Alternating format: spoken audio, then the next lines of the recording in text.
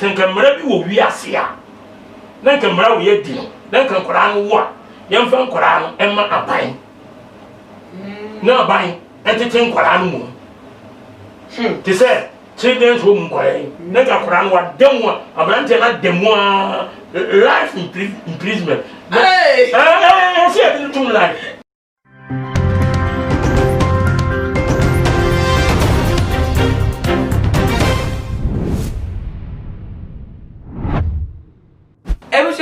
Na ama obucheni na sape tema beto jano ena mede ebesomo ewe fidie too much GHS so na oba time bi eno de na kose abeta point na utimi say nsem ne de emu orema nkasa obi kra na nwe obi ni wopo a obesi na tamfo kra say asem bi say entimi entono na ni ane say oba time no we single mother okura enkola miensa Bema wodi kan 17-year-old ena biem so Mariam Yenu 15th ena 13 na wachema lockdown time you know schools in here close down ti obi anko school obi anko bebia one ne ma ena wofie na nyame enchade aban emma ne nsem kakra na tese mumutumi ehye adwuma se a wo hya tese wo kodwuma na okodwuma botome ba ko mienu entema de ohu ya na se ne ba Mariam Yenu no ase de wo mo ho edodo kakra ase de wo mo ho fo na wo hwe signs and symptoms na wo mo ehye na ya kwa se malaria ena achi wo nti wo do mo echo hospital echo yo mo test bi test result ba out ya confirming say Mariam Yenu no wo mo afa yefun na de ye ahodwiri sem efa ensem no hunia ene se wo toto o ma no bi se wo mo ensem no se hina eno wo no tete wo mo ne no afa yefun no wo mo kire mu a wo mo kasa wo mo nua be ma peni 17-year-old boy no ena wone wo mo adapt wa from wo bemu ama wo mo etimi afa yefun na wo kobisa be ma no so no agye atum na sisi ade wakoyo Kristo ni ba wo hu se enkola yi de no wo de ye o mo se wo po mo na we je o mo life de mo na se man wo be mo eyi nyinte ne guna ne man wasa ka o ma bone bo ensem ne de akwa bebre na obi a kire na dwen de wo mu ni nti mi twa mo abatisi ana eno nso no me de aka ho asomu too much GH me did akose Japan e prepare mbese me TV me hwe too much GH omo de mufu a omo sports and as entertainment omo de mufu mo koso show mo no ni ba gide bia me da ma say love you too much GH. Many have come and many have gone, but you are a great Kankambuka ability, worth being beheld by every optical nerves. That saith the papacy. Keep watching Too Much GH, and you get the best of entertainment, the best of everything you want. My name is Ohima One. Keep watching Too Much GH. It's the best. Keep watching Too Much GH. Mr. Sumamo Akwabashon Kubim, Apostle Ajiman Prempre Awada, the Bible Church of God 7 days. Kaswatuba Junction, Wahati Teneno, Ebetre and Komo, Edi Afa, Obatani, and Sema, Wade Abeto Abonting. Apostle Mama Akwabashon Kubim. Yeah, again. Bibi Aboko. Oh, already happened. Someone pipe on commission.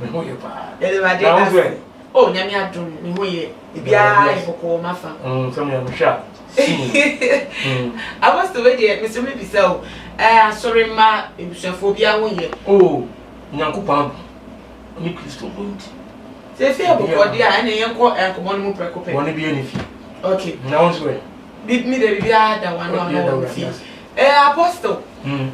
Obey us, some dainty air trend amount for Choma 27. Acquire.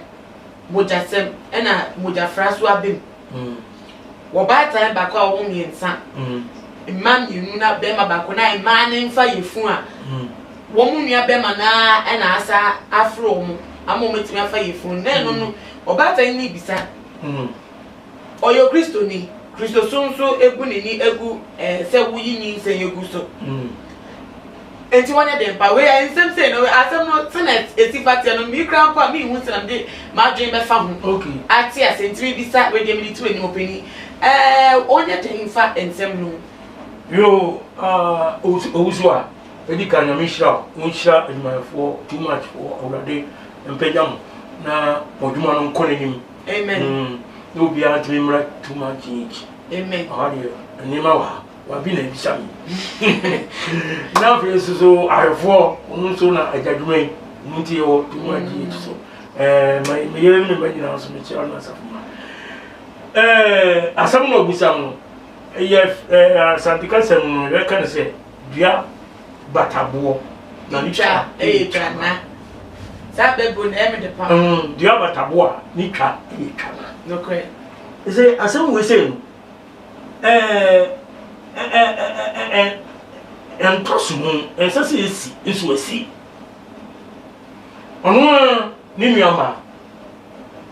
lockdown e bayi na sase mi di akosi na brantie no wanya de wanya ni ye kwa sure na sɛ obisa mi ba mi wanya den hwɛ sɛ ne bonsam mi medi ka kyerɛ opɛnse obonsam na ni abiri o ni dia serious che obia o onimsa le braka etia eto ogbomodi anse obese nipa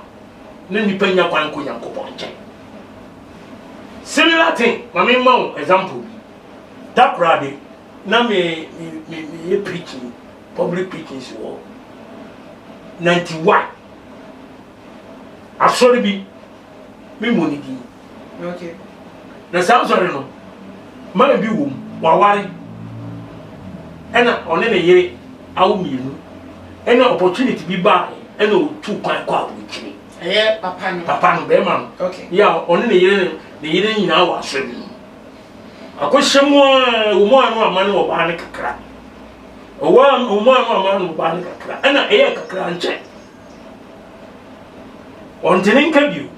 no tinin kache oba na tini kunu kache okay nti se the first no tinin kan beginning no call ya na enti sa nti no o wasen mo na sun nipa ba ko odada ma be no eno no die ena yin se bai na yin se na nya 4 months ti yin se ne bai ya no kwansi ina be man su fira kontu bai kan on tinin kan ti kan no prepare so be ba oba ni yire fu na etwon ba ye no ho de aye wedding o eno bi tu kwan takwara de memse ena asami akoye dua batabo ni twa twana ndi asami kopi a so no mpanifo nani oba yi nanyim ni kunu so ena obi we do mama nyo aso no member bi so ena yim oh edi sese omo ye den omo to ya bema no so do yere no ena omo ye se ne sadia mo kan sam na akosi semi twan short ma omo se ne nyinse no omo nko yimfiri wo no ba bema no enwa ade yere ena bema no so etiase omo nko yinyinse and sorry pay for me na me ka chero ele na ya ka chero me se si ta na okay ore wi bibia ai off air no e bedi nko man ka say unia ena ampani ampa okoko yi ye funu etotwene ena be ma no wa e te sase bi ani obi ebi na abbe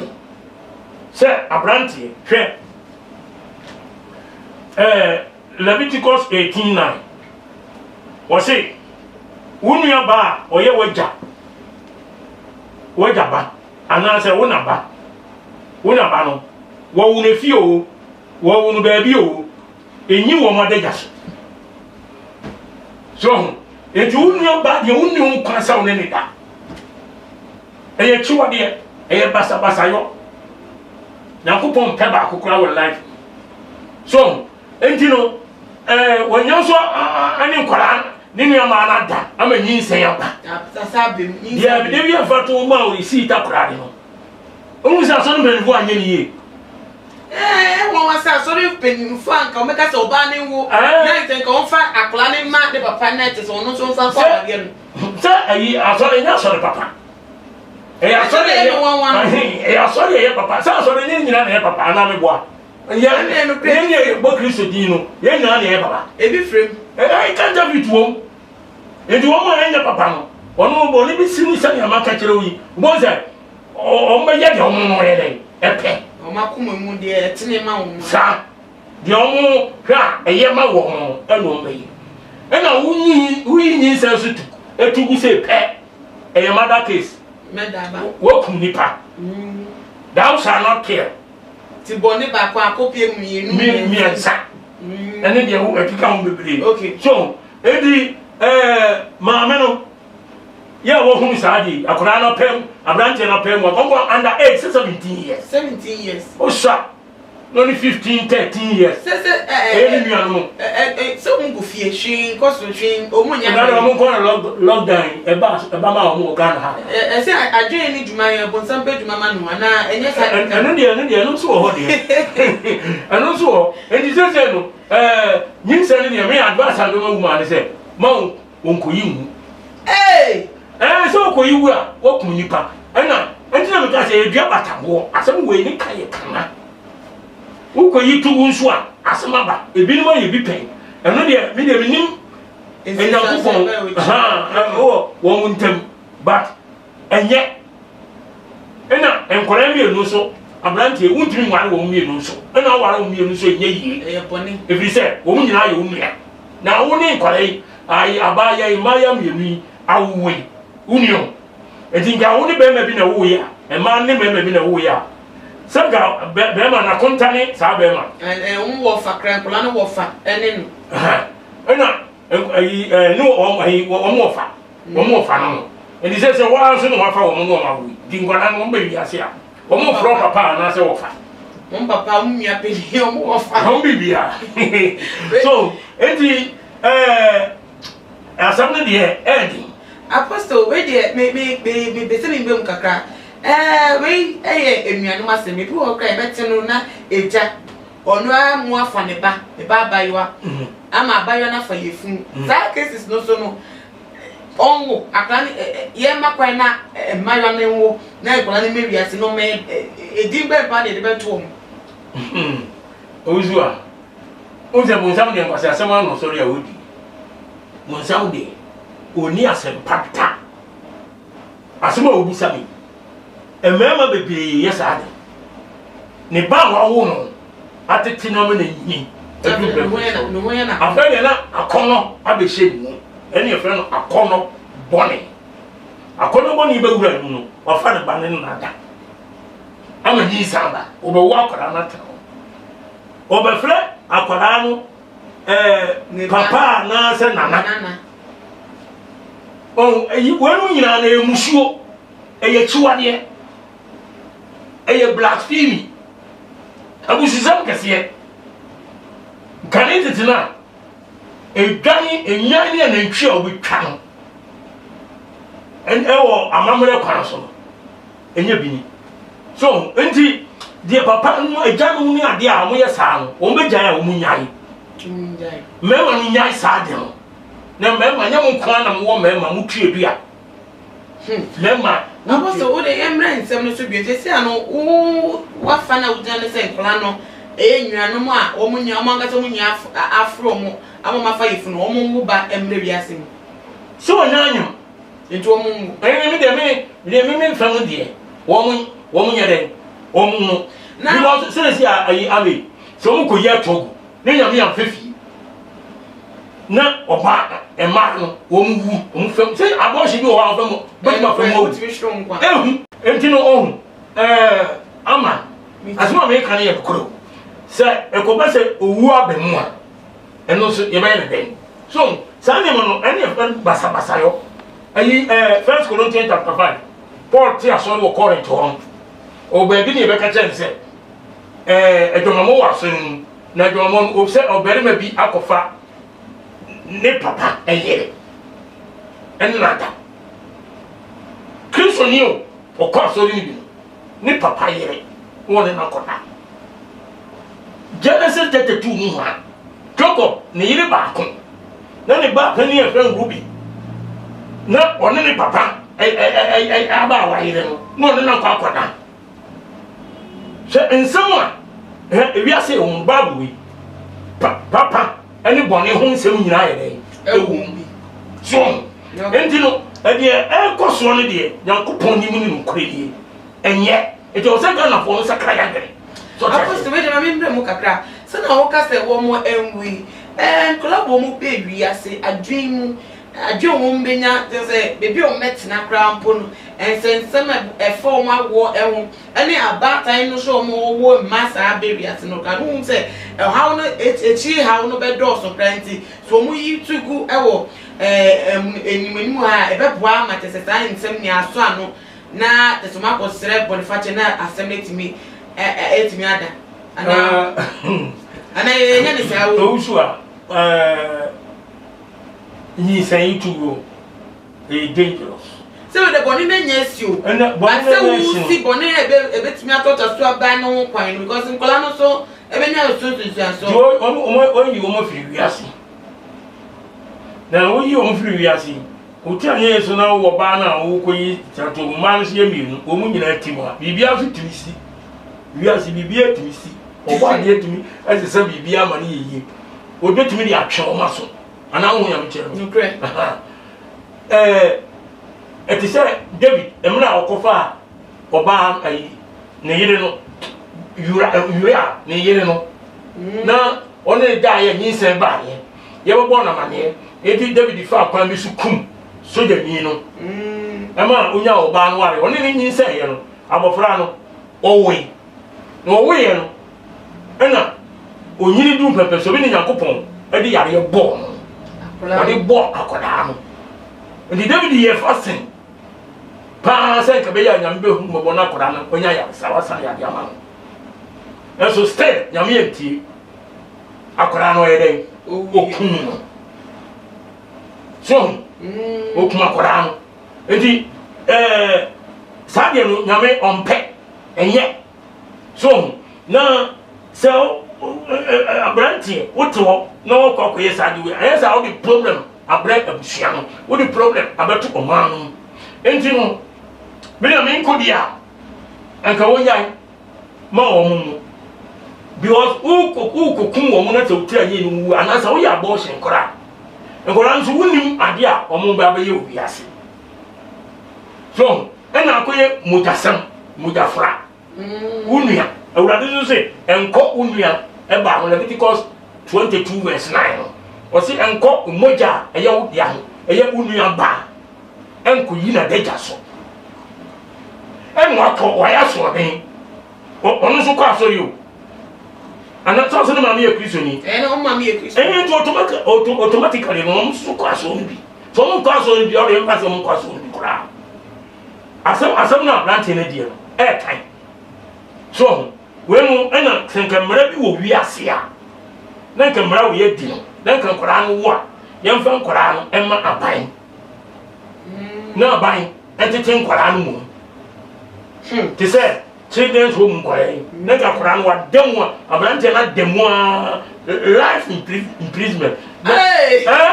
see tum life onse ana dey ti amega ele serve pass deterrent man woman so mo adwini so mayesa onse se ade wo ama mre mu den am da ho a nipa nsuro to obi asore am oye bi obi asore se le o asoma si ko ye bi kura no ye den ko tum 2 years bi 3 years no sa ba ye ana do kwa wo sa ni nkakra pe ni dan ni da no so enti na akore ti se aye loose mra bi eni ho nti obi abetuma ye do pe on because and some of the already kind what if we are seeing the call we ya the NTB da ye beti the ehun bi da ye be hu the NC da e be si ya otia asem ya now akura griu say asem bi say yetumasi no pray ohun ya me cheno e na asem nso enye nnan kwa de bi ba e bi esitete no so ta se so me ga to Jacob ni ma edumi no ba kwa nkofa oni Jacob ne yere ene na Paul bless New Testament obi ene ne papa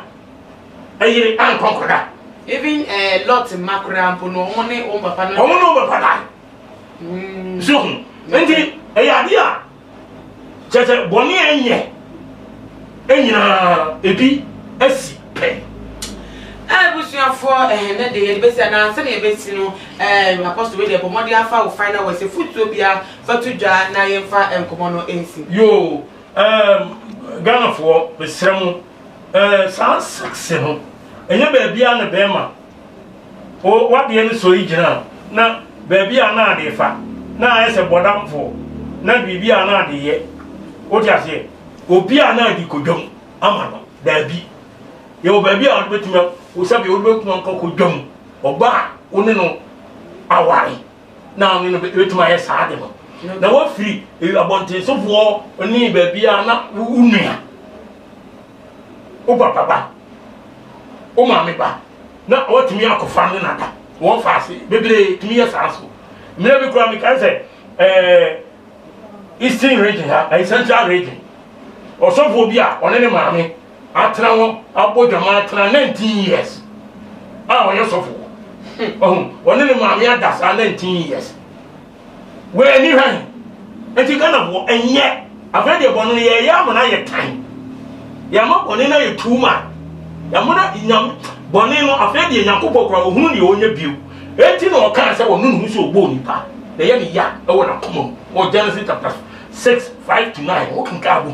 so enti mi sram mo mi hweye ni enhye yakono so merema ene ma esi yakono so a e be boaye aye za se se bia sisi krom enche ene urade aba to mo nsakra magene no sro ahini no aben me da mase me number ni 05 44262614 05 44262614 Apostle ma prempe me da mase o Yesu Kristo di mo amen. Amen. Na enkomocheche no ye di esi wadwenche na hunya ye pa fatudwa ewo ye comment section na ebiem so no follow ye ewo all the social media platforms Facebook Instagram ni ebiem so Twitter @2muchgh_ and ama obisia enemy na me aduma ye say edition bin makram Too Much GH. Shout out to your fans and everybody who is watching Too Much GH. Me dey Isaiah Kodwampo, obetun afem the great ampo mbrembrem. Wonu me nka mo ni ehwe Too Much GH. Too Much GH. Mo ye too much na me so me ye amo fire.